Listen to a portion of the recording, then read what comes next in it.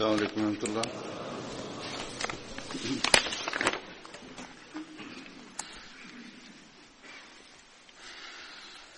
أشهد أن لا إله إلا الله وحده لا شريك له وأشهد أن محمدا عبده ورسوله أما بعد فأعوذ بالله من الشيطان الرجيم بسم الله الرحمن الرحيم الحمد لله رب العالمين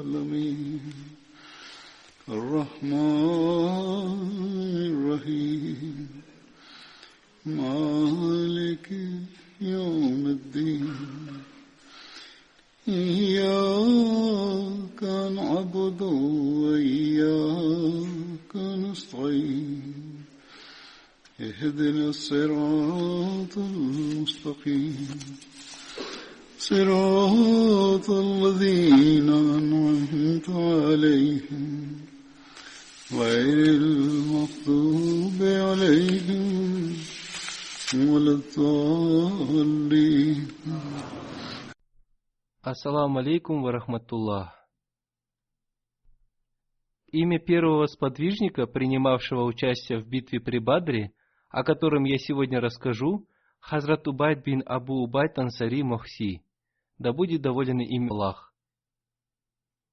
Он был из племени Аус, которое было ветвью племени Бану Умайя. Он принимал участие в битвах при Бадре, при Ухуде и в битве Урва. Больше о нем никаких сведений нет.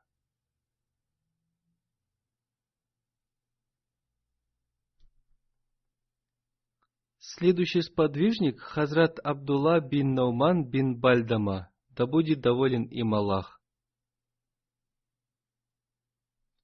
В одном из повествований говорится, что его деда звали Бальзама. Он был из племени Бану Ханас, являвшееся ветвью племени Хазрач. Хазрат Абдулла бин Науман был двоюродным братом Хазрата Абу Катады.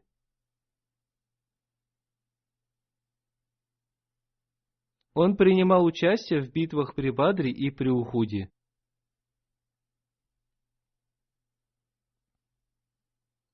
Следующий сподвижник — Хазрат Абдулла бин Умейр, да будет доволен им Аллах. Он был из племени Бану Джида и принимал участие в битве при Бадре. В одном из повествований его отца назвали не Умейр, а Убайд.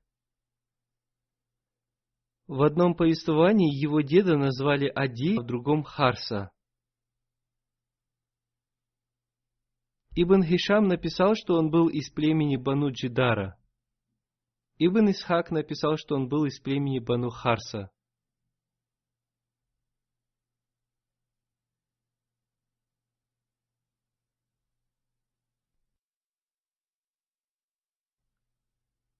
Следующий сподвижник — Хазрат Омар бин Харис, да будет доволен им Аллах. В некоторых повествованиях его имя вместо Омар упоминается как Амир. Он был известен по кунье Абу Нафи.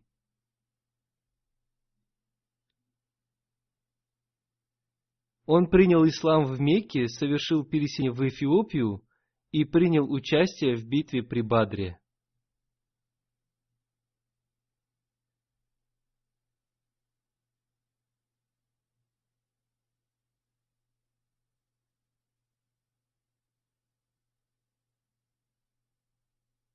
Следующий сподвижник — Хазрат Абдулла бин Кааб, да будет доволен им Аллах.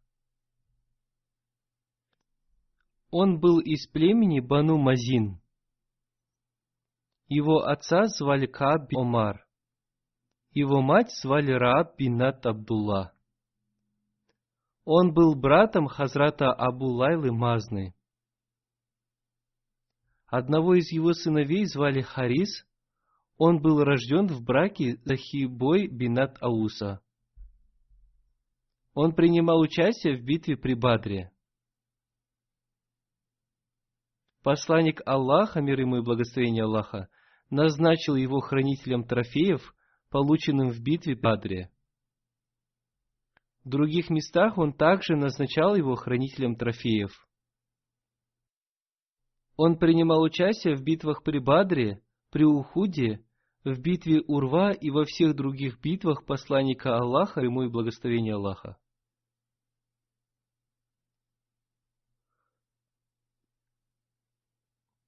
Он умер в период халифата Хазрата Усмана, да будет доволен им Аллах, на 33-м году хиджры.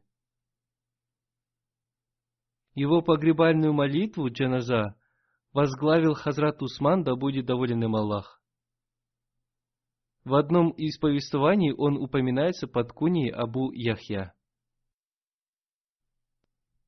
Следующий сподвижник Хазрат Абдулла бин Кайс, да будет доволен им Аллах. Он был из племени Бану Наджар.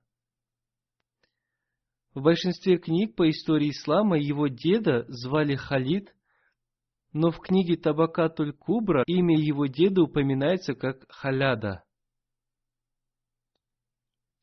Его сына звали Абдурахман, имена двух его дочерей Умира и Уми Аун. Его жену звали Сават бинат Кайс. Он принимал участие в битве при Ухуде. И согласно свидетельству Хазрата Абдуллы бин Мухаммада бин Омара, он был убит в этой битве. Однако, согласно свидетельству других историков, он не был убит в битве при Ухуде. Он принимал участие во всех битвах посланника Аллаха, мир ему и благословение Аллаха, и умер в период халифата Хазрата Усмана, да будет доволен им Аллах.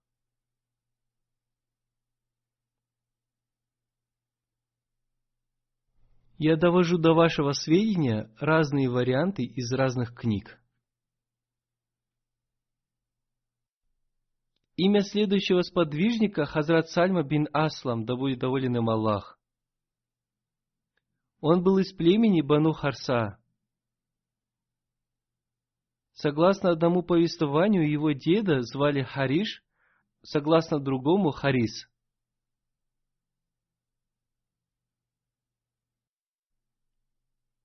Он был известен по кунье Абу Саад. Его мать звали Сават бинат Рафи. Он принял участие во всех битвах посланника Аллаха, мир ему и благословение Аллаха.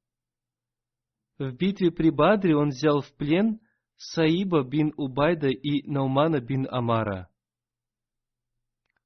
Он обрел мученическую смерть в битве у моста.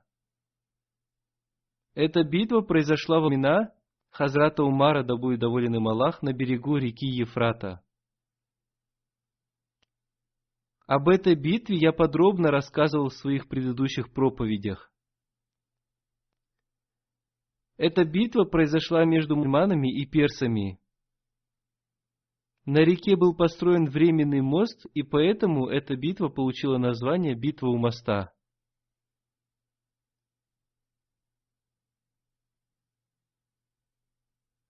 В этой битве персы использовали слонов. Большие потери в этой битве были с обеих сторон, но мусульмане потеряли больше людей.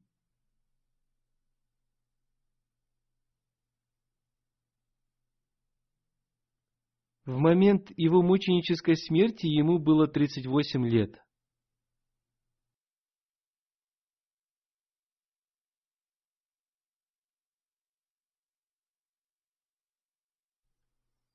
Аллама Нуруддин в своей книге «Сират Халбия», повествуя о знамении посланника Аллаха, мир ему и благословение Аллаха, в битве при Бадре написал: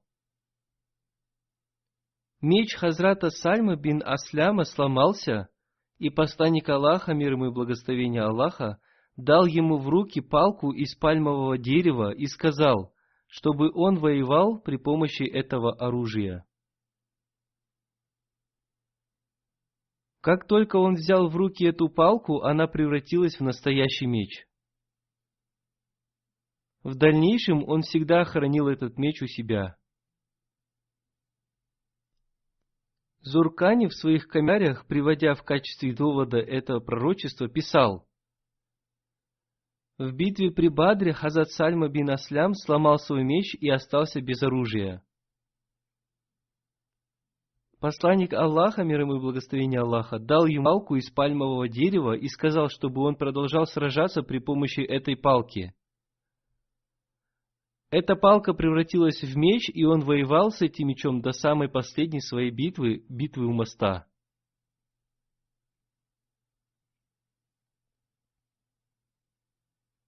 Ибн Саад написал: в битве Урва посланник Аллаха, мир ему и благословение Аллаха, вручил знамя мухаджиринов Хазрату Зайду бин Харису, да будет доволен им Аллах, и знамя ансаров Хазрату Сааду бин Абади, да будет доволен им Аллах.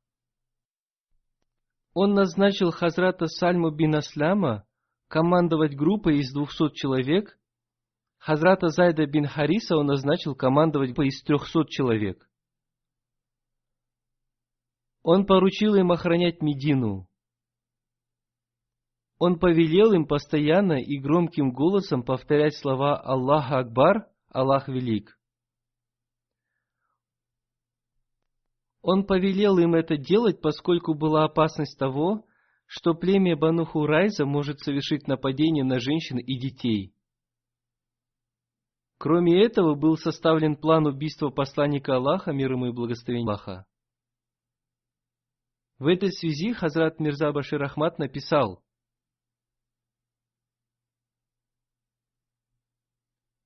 после поражения в битве Урва, курайшиты Мекки пылали огнем гнева и особенно гневался Абу Суфьян, поскольку он был вождем Мекки. Он постоянно горел этим гневом, и в результате он не мог вытерпеть и стал говорить об этом людям. Неверные особенно выступали против посланника Аллаха, мир ему и благословение Аллаха.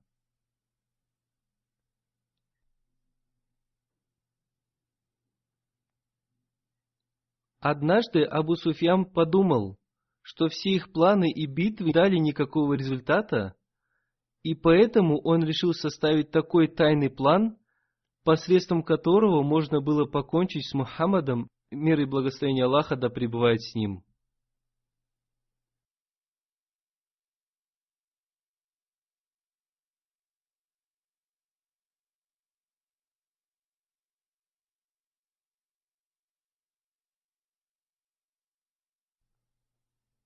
Он знал, что у Мухаммада, мир ему и благословение Аллаха, не было личной охраны, и он всегда ходил по улицам Медины без охраны. Он 5 раз в день посещал свою мечеть. И во время поездок у него тоже не было охраны, поэтому это была хорошая возможность для его убийства. Эта мысль Абу Суфьяна день за днем укреплялась. Однажды он высказал свое мнение перед молодыми курайшитами.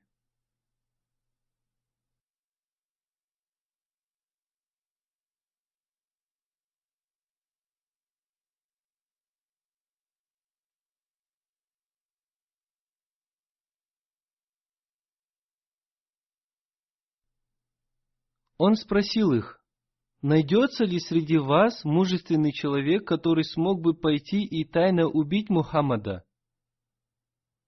Мы знаем, что он ходит по Медине без охраны.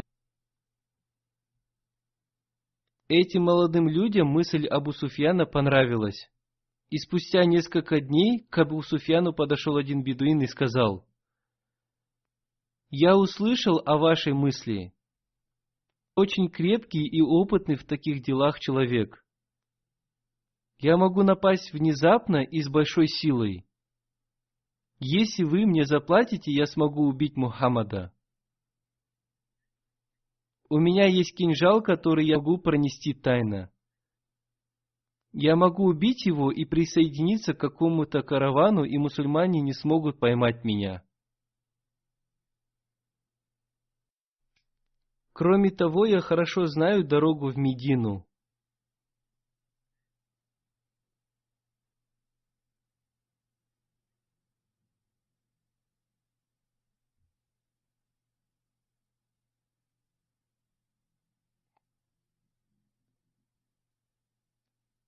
Услышав об этом, Абу Суфьян очень обрадовался и сказал: «Именно тебя я искал». Он дал ему припасы в путь, резвую верблюдицу, и сказал, что все это должно сохраниться в тайне, никто не должен знать об этом.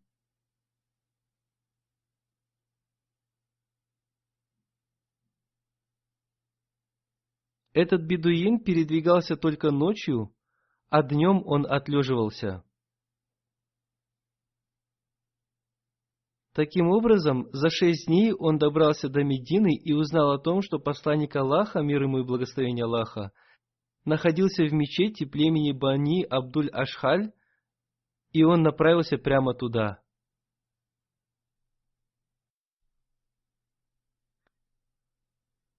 В эти дни в Медину прибывало много гостей, и мусульмане не могли отнестись к нему с подозрением. Однако, как только он вошел в мечеть, посланник Аллаха, мир ему и благословение Аллаха, сказал: «Этот человек пришел сюда с нехорошим намерением». И он услышал эти слова посланника Аллаха, мир ему и благословение Аллаха, и поэтому быстрым шагом направился в сторону посланника Аллаха, мир и благословение Аллаха, да пребывает с ним, но его схватил один из вождей ансаров по имени Усайд бин Хузейр. Он обыскал его и нашел у него кинжал. Когда они повалили его на землю, этот наемный убийца стал кричать: «Ты поранил меня! Ты поранил меня!» Посланник Аллаха, мир ему и благословение Аллаха, сказал ему: «Говори правду, с каким намерением ты пришел сюда?» Он ответил: «Если вы сохраните мне жизнь, я скажу правду». Посланник Аллаха, мир ему и благословение Аллаха, сказал: «Если ты скажешь правду, мы сохраним тебе жизнь». После этого он все подробно рассказал. Он назвал же сумму, которую должен был выплатить ему за это Абу Суфьян. После этого он еще в течение нескольких дней находился в Медине, и затем с радостью и по своей воле принял ислам.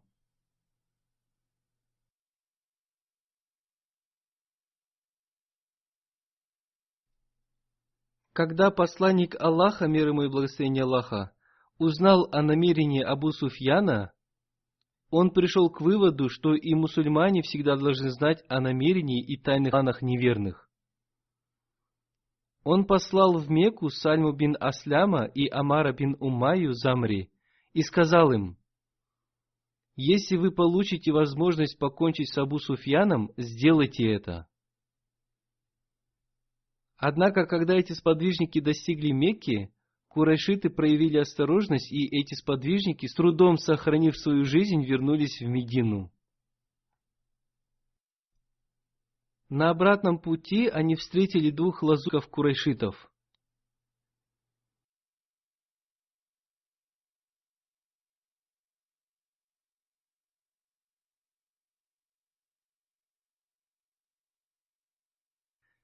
Эти лазутчики были посланы с целью узнать о тайных планах мусульман.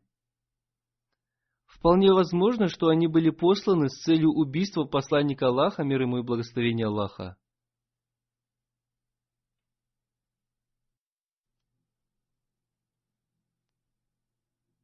Однако эти 2 сподвижника узнали об их планах и хотели схватить их. Они сразились с ними, один из них был убит, а другой был взят в плен.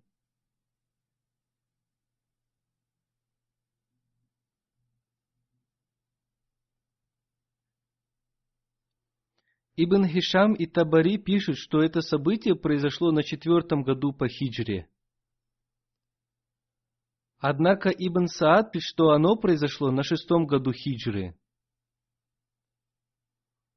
Алама Касталани и Заркани отдавали предпочтение мнению Ибн Саада.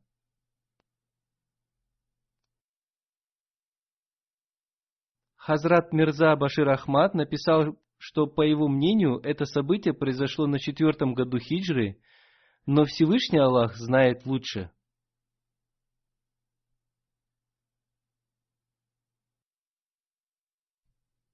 Байхаки тоже отдавал предпочтение мнению Саада.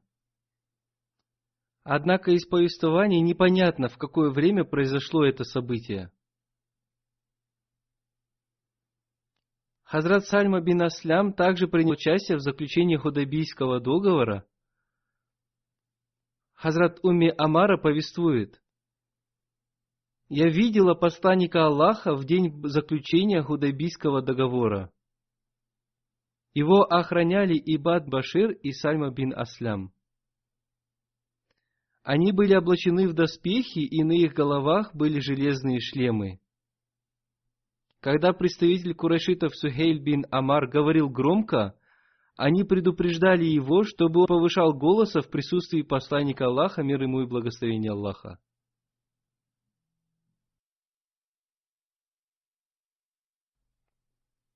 Это событие упоминается в связи с его служением во время заключения Худайбийского договора.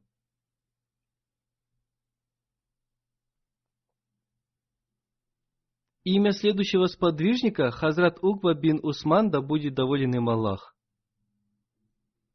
Его мать звали Умми Джамиль бинат Кутба. Он был из племени Бану Зарик. Его брат Саад бин Усман принимал участие в битвах при Бадре и при Ухуде. В исторических книгах написано, что когда неверные вершили нападение в день битвы при Ухуде, среди сподвижников, которые оставили поле битвы и убежали, были Укба бин Усман и Саад бин Усман.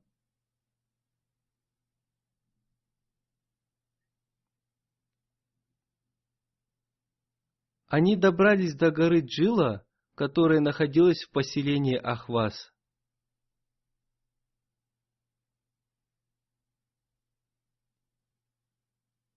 Они пробыли там в течение 3 дней. Это поселение находится в нескольких милях от Медины. Вернувшись к посланнику Аллаха, мир ему и благословение Аллаха, они рассказали ему о своем бегстве, и в связи с этим он сказал им: «Вы бежали в поисках удобства». То есть он простил их и не упрекал за это.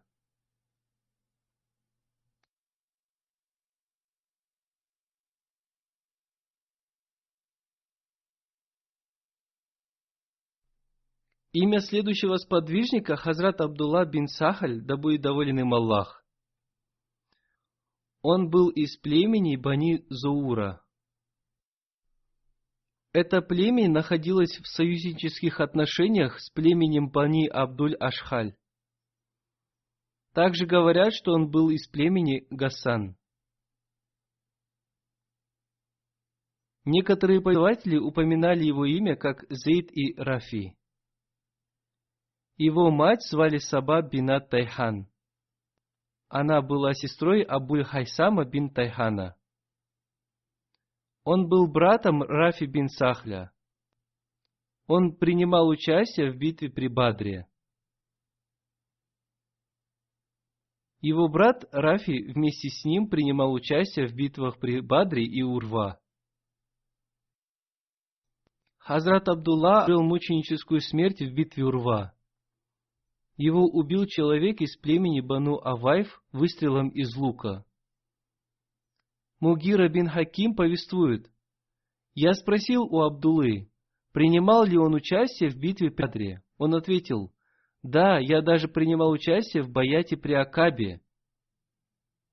В книге Сабулюль Худа повествуется о том, что он принимал также участие и в походе на Хамра аль-Асад, что в 8 милях от Медины. Хазрат Абдулла бин Сахаль и Хазрат Рафи бин Сахаль были из племени Бану Абдуль-Ашаль.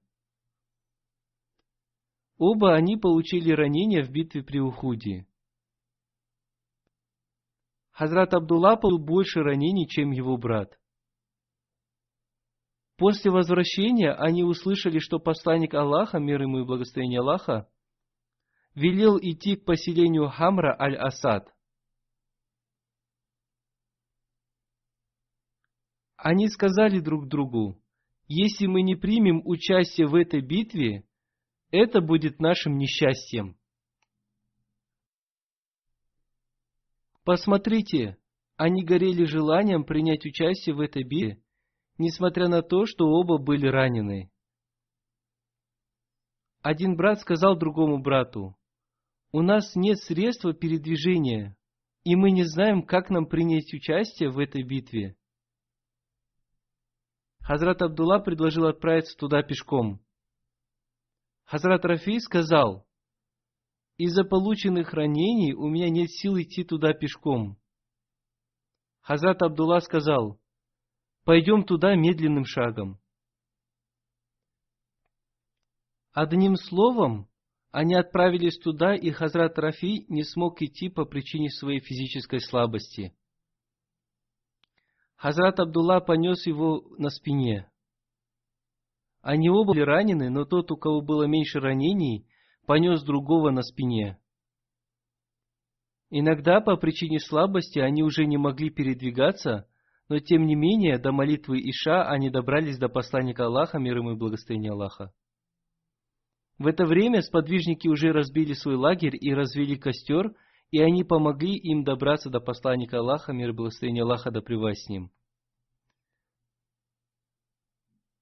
В эту ночь его охранял Хазрат Ибад бин Бишр. Посланник Аллаха, мир и благословение Аллаха да пребывает с ним, спросил их о причине их опоздания. После того, как они объяснили причину своего опоздания, он вознес за них мольбу и сказал: «Если Бог подарит вам жизнь, вы обретете множество лошадей, мулов и верблюдец. То, что вы добрались сюда с большим трудом, будет лучше, чем ваши обретенные лошади, то есть вы обретете множество наград за этот ваш поход».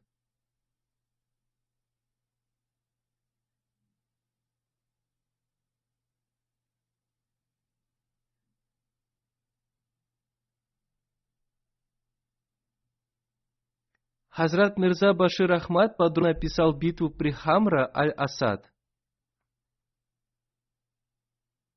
Он написал: «После битвы при Ухуде мусульмане возвратились в Медину, а неверные повернули в сторону Мекки. Однако существовала опасность того, что они снова возвратятся и нападут на мусульман.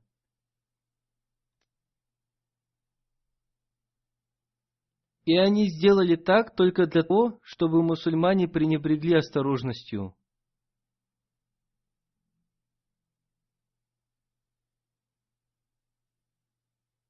Было очевидно, что эту войну выиграли неверные, и мусульмане опасались их внезапного падения на Медину.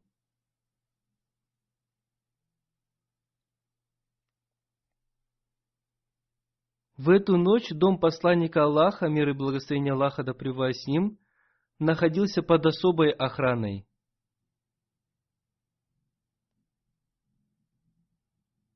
На следующее утро мусульмане поняли, что их опасения не были напрасными, поскольку они получили весть о том, что войска курайшитов остановились в нескольких милях от Медины.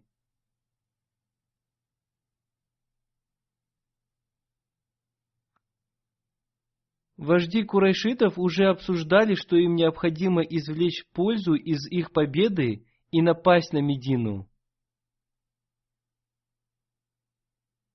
Они также упрекали друг друга в том, что в этой битве им не удалось убить Мухаммада, мир и благословение Аллаха да пребывает с ним, взять в плен мусульманских женщин и ничего не добыть из трофеев.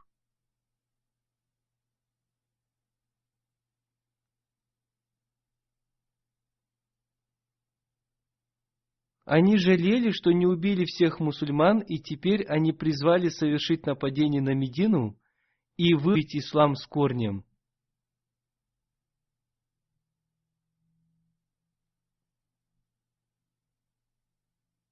Однако некоторые вожди сказали: «Сейчас вы одержали победу и должны считать это достаточным для себя.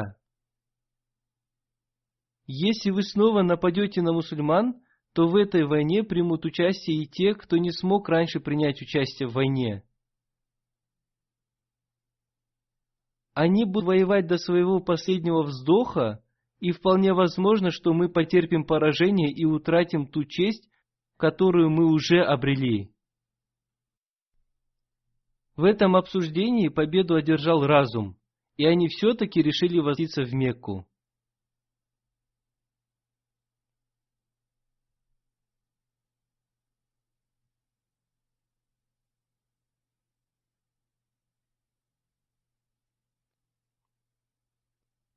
Когда посланник Аллаха, мир и благословение Аллаха да пребывает с ним, узнал об их намерениях, он призвал мусульман готовиться к войне. Он сказал, что в этой войне примут участие только те сподвижники, которые принимали участие в битве Ухуде. Многие из сподвижников, принимавших участие в битве при Ухуде, были ранены. Они перевязали свои раны и откликнулись на призыв своего вождя. Они вышли на войну с такой радостью, словно они одержали победу.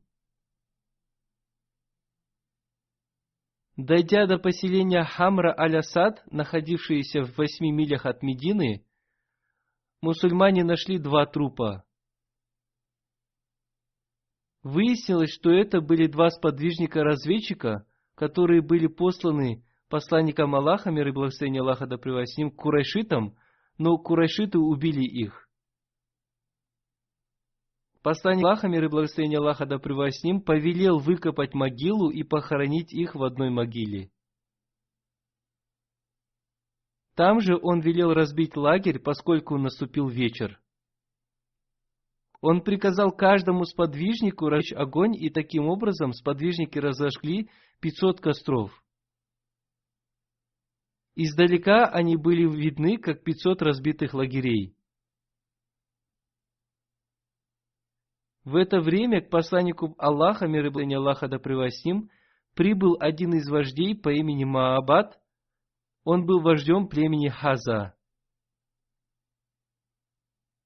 Он выразил соболезнования в связи с погибшими сподвижниками в битве при Ухуде. Затем он отправился дальше по своему пути. На следующий день он добрался до поселения Роха, которое находилось в 40 милях от Медины. Там он увидел лагерь курайшитов и узнал, что Абу Суфьян собирается напасть на Медину. Он пришел прямо к Абу Суфьяну и сказал: «Что ты намереваешься сделать? Клянусь Богом, я видел Мухаммада в поселении Хамра аль-Асад. Они горят страстью из-за поражения в битве при Ухуде. Они убьют тебя сразу, как только увидят». Услышав слова Маабада, Абу Суфьян и его соратники сильно испугались и решили вернуться в Мекку. Когда посланник Аллаха, мир и благословение Аллаха да пребывает с ним, узнал о бегстве неверных, он вознес хвалу Всевышнему Аллаху и сказал: «Это Всевышний Аллах вложил страх в сердца неверных». После этого он пробыл в селении Хамра аль-Асад еще 3 дня. Таким образом, через 5 дней он вернулся в Медину.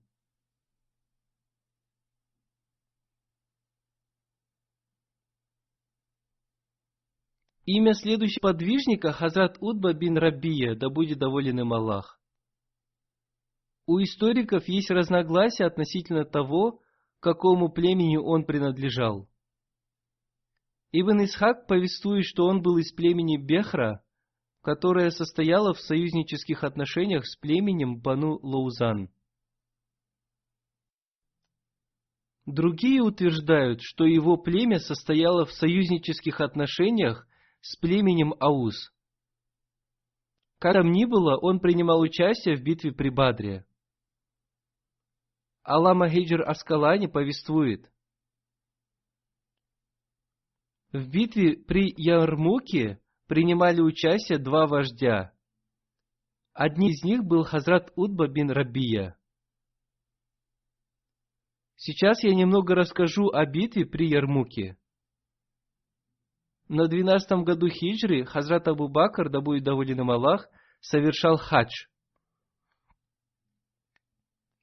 В начале 13-го года по хиджре он отправил свои войска в Сирию. Он отправил Хазрата Амара бин Аса в Палестину, Хазрату Язиду бин Абу Суфьяну, Хазрату Убайду бин Джаррари и Хазрату Сарджибу бин Хасне он поручил отправиться в Табук через Ялку. Сначала он назначил командиром этой группы Хазрата Халида бин Саада, а затем он назначил командиром Хазрата Язида бин Суфьяна.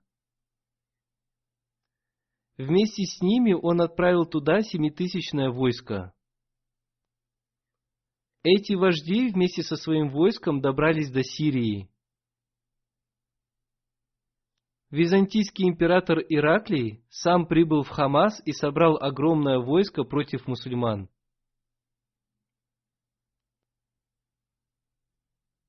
Он разделил это огромное войско на несколько частей.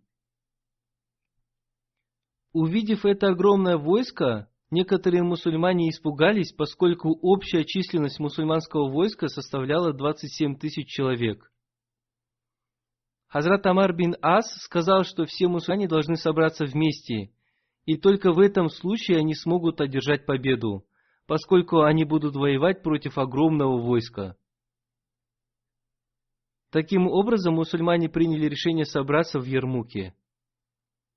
Хазрат Абу Бакр послал им весть о том, чтобы они собрали все войско в одном месте и затем начали военные действия против византийской армии. И только в этом случае Всевышний Аллах поможет им. Обращаясь к мусульманскому войску, Хазрат Абу Бакр сказал: «Вы помощники Всевышнего Аллаха. Аллах всегда оказывает помощь своим помощникам. Он всегда унижает тех, кто отрицает Его. Да, вас мало, но если у вас есть вера, и вы будете воевать сообща, то никто не сможет одержать победу над вами, поскольку вы воюете только ради Всевышнего Аллаха. Если против вас выступят даже десятки тысяч грешников, они все равно потерпят поражение. Поэтому очищайтесь и спасайте себя от греха. Воюйте против своего врага, будучи едиными. Каждый вождь должен совершать молитву вместе со своим отрядом.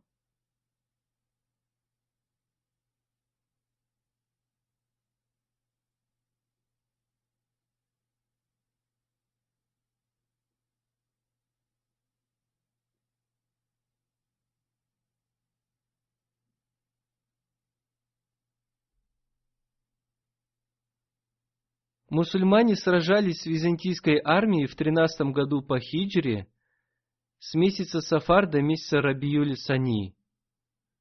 Но они не смогли добиться успеха. В это время Хазрат Абу Бакр повелел Хазрату Халиду бин Валиду, который был наместником халифа в Ираке, присоединиться к этому войску. Когда Хазрат Халид бин Валид добрался до этого войска, он заметил, что каждый вождь воюет со своим войском отдельно. Он посоветовал мусульманам выбрать одного командующего. Они согласились с ним и выбрали его своим главнокомандующим. Численность византийской армии составляла 240 000 человек. Численность мусульманской армии составляла от 37 до 40 000 человек, то есть их было в 6 раз меньше. Византийцы сковали цепями 80 000 своих воинов, чтобы они не могли убежать во время битвы. Они сделали это для того, чтобы их главной целью была победа, а не бегство с поля боя. Кроме этого, у них было 80 000 пехотинцев. Кроме того, среди них было много христианских священников, которые постоянно призывали свои войска к сражению. В это время, в месяц Джамадиль-Уля, заболел Хазрат Абу Бакр, и на следующий месяц он умер. Хазрат Халид бин Валид разделил свое войско в 36-40 частей, но все они подчинялись единому главнокомандующему. Командиром одного из отрядов был Хазрат Утба бин Рабия. Хазрат Халид бин Валид сказал: «После разделения нашего войска оно стало казаться больше. Тем не менее, количество наших противников намного больше. В этом войске были 1000 движников, которые видели благословенное лицо посланника Аллаха, мир ему и благословение Аллаха. 100 сподвижников принимали участие в битве при Бадре. Началась эта кровавая битва. Во время битвы прибыл гонец из Медины. Когда мусульмане спросили его о новостях в Медине, он ответил, что там все нормально. Затем его отвезли к Хазрату Халиду бин Валиду, и наедине он сообщил ему весть о смерти Хазрата Абу Бакра. Он предупредил его, чтобы он не сообщал об этом никому, кроме Хазрата Халида бин Валида. Хазрат Халид бин Валид взял письмо из его рук и спрятал его в своем чине для стрел.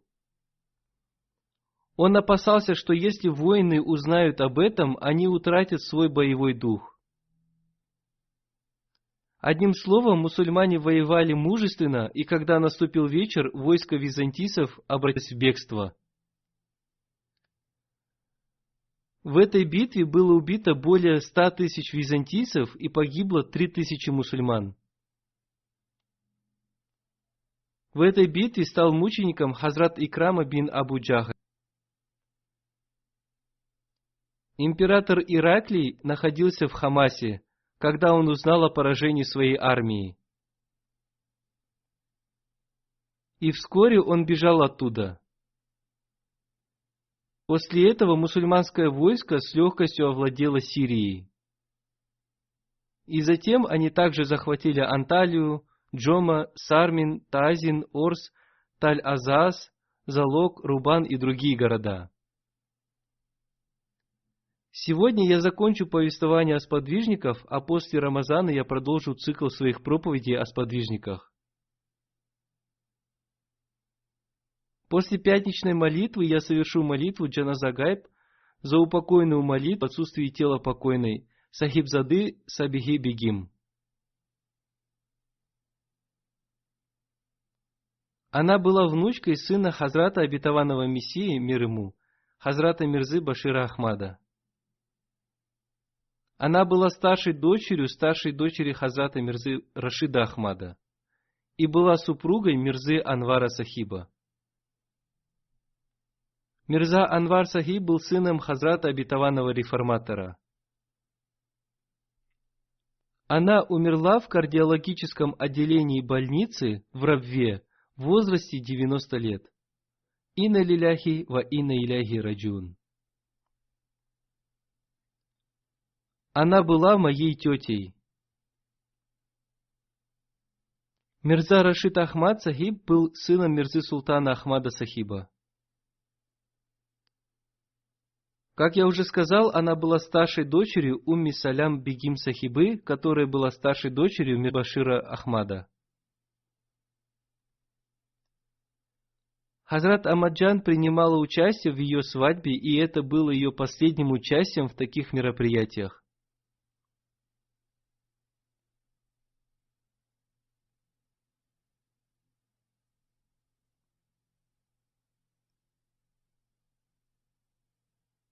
Покойная была старшей сестрой Асвы Бегим Сахибы, супруги Хазрата 4-го халифа Обетованного Мессии. У нее была одна сестра и 3 брата. Ее сестра Аниса Фаузия пишет: она была самой старшей среди нас. Родители всегда ценили ее мнение. Она была очень умной женщиной. Она всегда оправдывала доверие своих родителей и всегда стремилась хорошо воспитать своих младших братьев и сестер. Когда речь зашла о том, что она выходит замуж за члена семьи Хазрата Обетованного Реформатора, Хазрат Обетованный Реформатор сказал: «Это хорошая семья, из этой семьи у меня будут 2 невестки». То есть ими стала покойная и вторая супруга Хазрата 4-го халифа Обетованного Мессии. Обе они были любящими и способными объединить семью.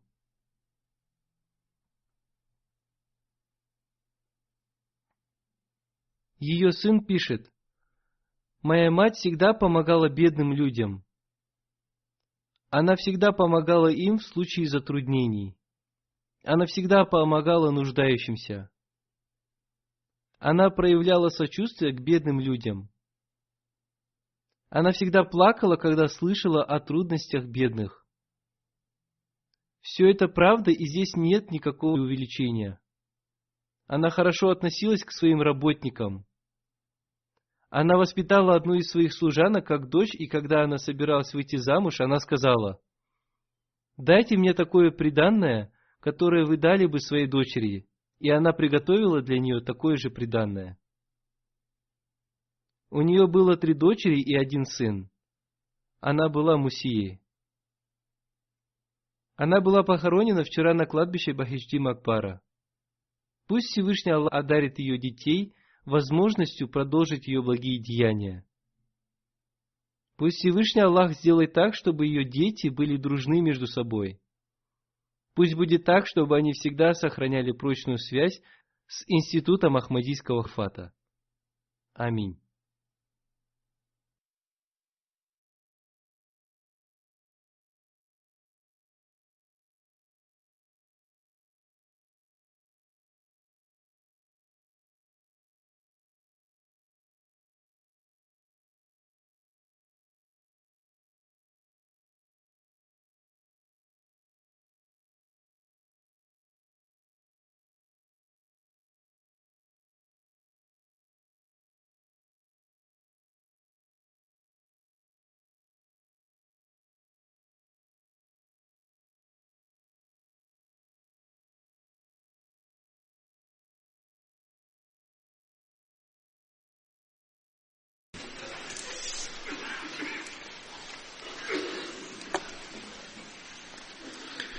الحمد لله نحمده ونستعينه ونستغفره ونؤمن به ونتوكل عليه ونعوذ بالله من شرور أنفسنا ومن سيئات أعمالنا من يهده الله فلا مضل له ومن يضلل فلا هادي له ونشهد أن لا إله إلا الله ونشهد أن محمدا عبده ورسوله عباد الله رحمكم الله إن الله يأمر بالعدل والإحسان وإيتاء ذي القربى وينهى عن الفحشاء والمنكر والبغي يعظكم لعلكم تذكرون اذكروا الله يذكركم وادعوه يستجب لكم ولذكر الله أكبر